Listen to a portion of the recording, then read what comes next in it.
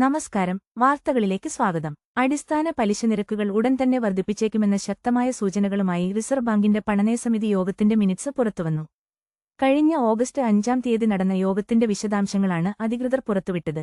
തുടർച്ചയായി 4 തവണ അടിസ്ഥാന പലിശ നിരക്കുകളിൽ മാറ്റം വരുത്താൻ സമിതി തയ്യാറായിരുന്നില്ല. എന്നാൽ RBI governor Sanjay Malhotra, deputy governor Poonam Gupta എന്നിവരുടെ നിലപാടുകളിൽ നിന്നും ഈ വർഷം തന്നെ പലിശനിരക്ക് വർധന ഉണ്ടാകുമെന്നാണ് വ്യക്തമാകുന്നത്. ഇത്തരമൊരു നീക്കം യാഥാർത്ഥ്യമായാൽ ഭവന, വാഹന, വ്യക്തിഗത വായ്പകളുടെ പ്രതിമാസ തിരിച്ചടവ് തുക വർദ്ധിക്കും. വിവിധ ഘടകങ്ങൾ പരിഗണിക്കുമ്പോൾ പലിശ ഉടൻ കുറയ്ക്കുന്നതിനുള്ള സാധ്യത നിലനിൽക്കുന്നില്ലെന്ന് ഡെപ്യൂട്ടി ഗവർണർ പൂനം ഗുപ്ത വ്യക്തമാക്കി. പകരം 3-ാം പാദത്തിൽ വിലക്കയറ്റം 5.9% വരെ ഉയരാൻ സാധ്യതയുള്ളതിനാൽ ഇക്കൊല്ലം തന്നെ പലിശനിരക്ക് വർദ്ധിപ്പിക്കേണ്ട സാഹചര്യമുണ്ടാകാം. കഴിഞ്ഞ വർഷം വിലക്കയറ്റം 2% എന്ന കുറഞ്ഞ നിരക്കിലായിരുന്നതിനാലാണ് അടിസ്ഥാന പലിശനിരക്ക് 5.25%ത്തിലേക്ക് കുറച്ചത്. എന്നാൽ ഈ വർഷം ശരാശരി വിലക്കയറ്റം 3.93%ത്തിലെത്തിക്കഴിഞ്ഞു.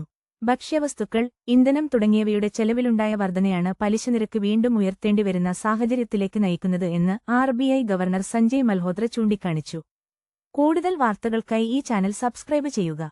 നന്ദി, നമസ്കാരം.